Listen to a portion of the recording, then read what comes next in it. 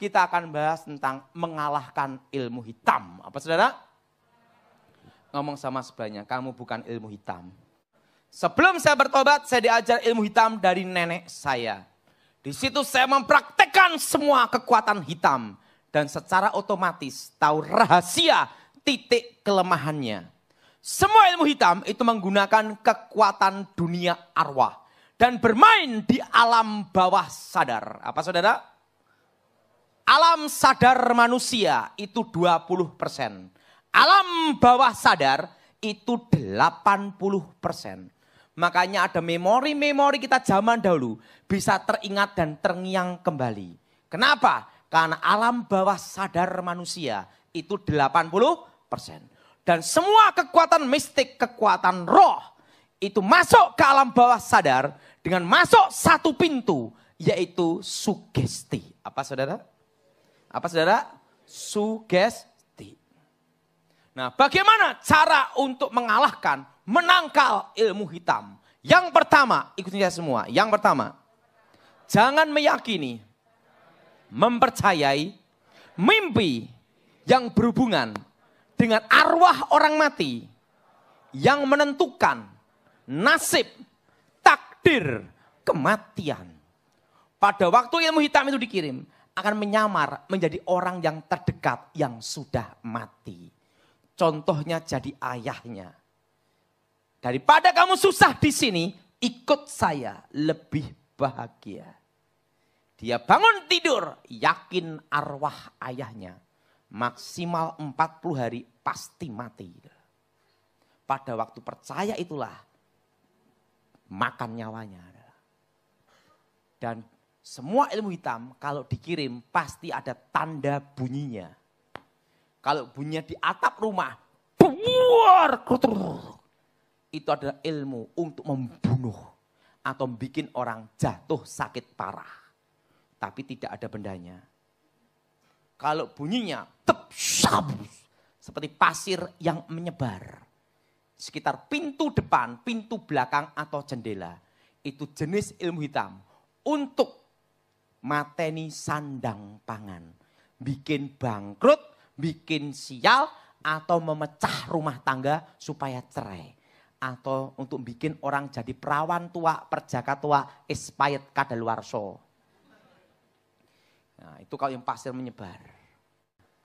Begitu ada bunyi dor ledakan, pasti akan ada menyamar menjadi orang yang sudah mati. Itu pasti. Kok bisa tahu Pak Daud? Kan dulu praktek.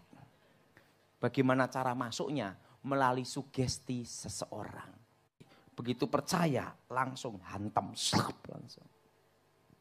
Atau mimpi rambut rontok, mandi telanjang. Atau buang air besar, tidak habis-habisnya. Wah, bangkrut. Pada waktu dia yakin, itu tanda nasibnya dia. Baru ilmu hitam itu bekerja. Mati sandang pangan, bangkrut. Tapi kalau dia tidak percaya, itu tanda nasibnya dia lolos. Dan kalau dia tidak percaya, itu arwah orang mati lolos. Jadi bagaimana cara mengalahkan ilmu hitam? Jangan mempercayai mimpi yang berhubungan dengan arwah orang mati. Kalau memang ada mimpi yang dari Tuhan. Kalau mimpi dari Tuhan, ya dan amin dan pasti terjadi sesuai firman Tuhan. Dan tidak ada hubungan dengan arwah orang mati. Atau mimpi gigi tanggal 1, wah mati. Sekalipun kau mimpi, gigi rontok habis semua. Jangan sedih, hanya mimpi. Pak, kalau mimpi ular mematuk kaki, apakah itu jodoh? Bukan, itu kena ilmu pelet. Ular itu lambang iblis, jelas? Jelas? Jadi ingat, kalau saudara supaya tidak kena ilmu hitam, yang nomor 1. Jangan mempercayai mimpi yang berhubungan dengan arwah. Dan yang kedua, ketakutan. Ini semua, ketakutan. Semua kekuatan mistik, kekuatan roh. Menggunakan sisi ketakutan manusia. Untuk diubah menjadi energi. Namanya energi negatif. Untuk diubah menjadi penglihatan. benteng pertahanan, masuk alam bawah sadar, atau kekuatan menyerang. Makanya orang yang takut setan, pasti ketemu setan. Dari energi ketakutannya, diubah menjadi penglihatan. Makanya penampakan setan di seluruh dunia, menggunakan sisi ketakutan, legenda, mitos, budaya, kepercayaan setempat. Nah, wujud setan yang asli sampai detik ini tetap malaikat, malaikat kegelapan. Tetapi dalam penampakannya menggunakan sisi ketakutan untuk diserap energi, untuk diubah menjadi penglihatan. Makanya penampakan setan tergantung kepercayaan setempat. Nah, misalnya di pinggir jalan dipercaya ada kepala terbang. Orang takut lewat situ. Lari. Makanya orang yang takut setan pasti ketemu. Karena dari energi ketakutannya diubah menjadi penglihatan. Nah, wujud setan asli gimana? Tetap malaikat kegelapan. Jelas?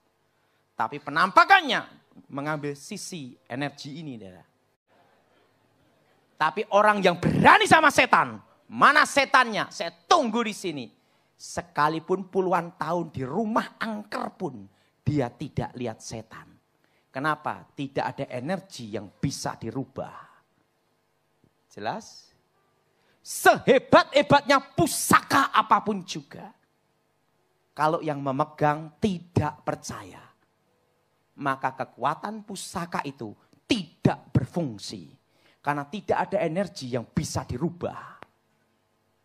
Ingat, karena yang memegang tidak percaya. Ini kuncinya. Semua ilmu gaib itu kelemahannya adalah pada waktu tidak dipercayai. Makanya demonstrasi kebal harus sama-sama sugesti. Makanya selalu di tempat umum. Supaya apa?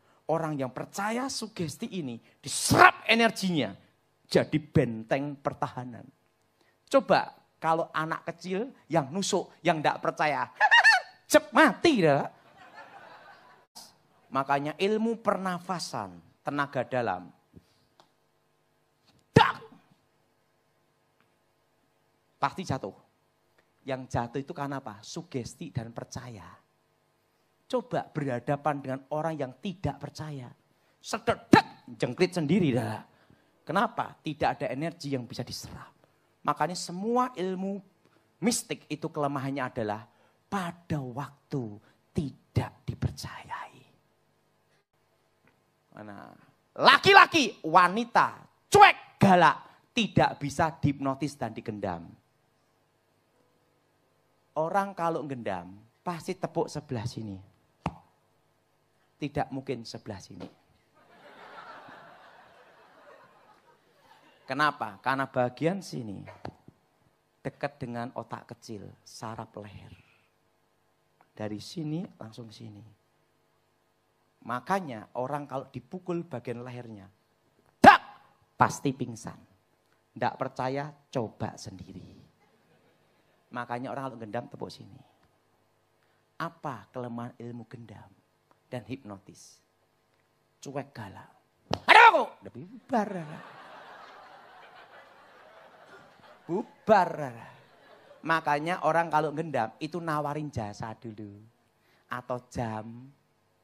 Pak, saya perlu uang gini. Oh iya, tepuk kena. Coba, ada apa jam? Jual aja di toko. Cuek, udah bisa. Makanya orang kalau menghipnotis lewat telepon, dibikin panik dan takut dulu. Pak, anak Anda namanya Andreas kecelakaan di mobil, sekarang muntah darah, gini Pak. Nah, yang terima telepon panik, oh iya, transfer uang. Nah, habis. Kok tahu? Kan gurunya. Tapi coba, Anda kecelakaan karena musibah gini. Ya udahlah, kamu bayarin. Cuek. Anda mendapat hadiah 1 miliar, ambil aja sendiri.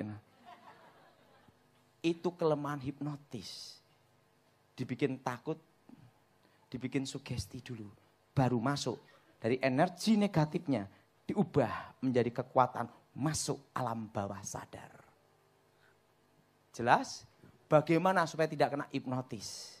Ingat, kalau ditelepon atau orang yang tidak dikenal mendekat, cuek, jangan ditangkepin. Nanggepin, sugesti, plek, kena. Yang kedua, ingat, semua ilmu gaib kelemahannya adalah yang ada dianggap tidak ada. Makanya saya dulu diajar sama guru saya waktu itu ngomong gini, orang kebal segala senjata, berarti kebal logam. Tapi ingat, tidak kebal untuk dicekik. Makanya dulu sebelum saya bertobat, saya dilatih guru saya. Khusus ilmu mencekik, membunuh ilmu kebal. Jadi kok ilmu kebal apapun, cekik pasti mati. Karena semua ilmu gaib kelemahannya ada di nafas. Makanya untuk membunuh ilmu kebal, kepala taruh dalam air. Tembak, jedor, mati. Maka PKI zaman dulu matinya gimana? Tenggelamkan dalam air. Baru dieksekusi. Set. Jelas? Nah, yang ketiga, akar pahit kecewa dendam. Apa saudara? Nah, semua unsur gaib kekuatan mistik itu bermain di satu unsur. Namanya api kegelapan. Apa saudara? Dipercaya jin setan peri perayangan tercipta dari unsur api. Maka neraka itu full api. Tapi ingat, Tuhan tidak pernah menciptakan setan. Karena segala awal yang diciptakan Tuhan itu baik. Tuhan menciptakan malaikat, sepertiga malaikat jatuh dalam dosa, jadilah setan. Nah, kalau kita kecewa akar pahit dendam, hati itu kan panas. Itu adalah satu unsur dengan api kegelapan. Makanya saudara, Alkitab berkata, kalau kamu mengampuni, Bapamu pun mengampuni. Kalau kamu tidak mengampuni, Bapamu pun tidak mengampuni.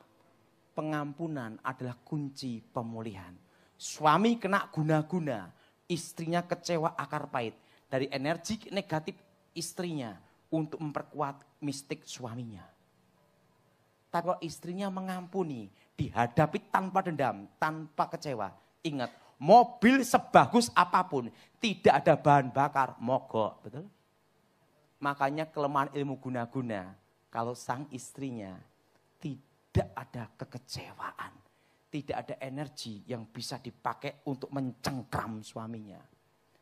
Makanya ada iman, ada pengharapan. Tapi yang terbesar adalah kasih. Nah, yang keempat. Keluarga harmonis tidak bisa tertembus oleh ilmu hitam. Karena ada kekuatan cinta. Apa saudara?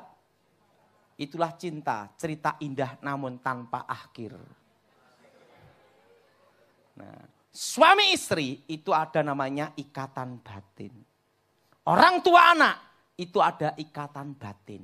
Itu bukan ilmu gaib, itu anugerah yang maha kuasa. Maka kalau anak ada musibah tanpa dikasih tahu. Ingat, orang tua bisa terasa. Betul? Itu namanya firasat. Itu anugerah dari yang maha kuasa. Bukan ilmu gaib. Demikian kalau suami ada musibah di luar negeri, tanpa dikasih tahu, istri bisa terasa. Karena ada ikatan batin. Suami istri saling mencintai, orang tua anak saling mencintai, adalah benteng takdir yang tidak bisa ditembus oleh mantra apapun. Makanya yang bisa kena ilmu hitam adalah apa? Orang yang rumah tangganya broken home. Suami istri ribut terus. Suami istri berjauhan, jarang komunikasi.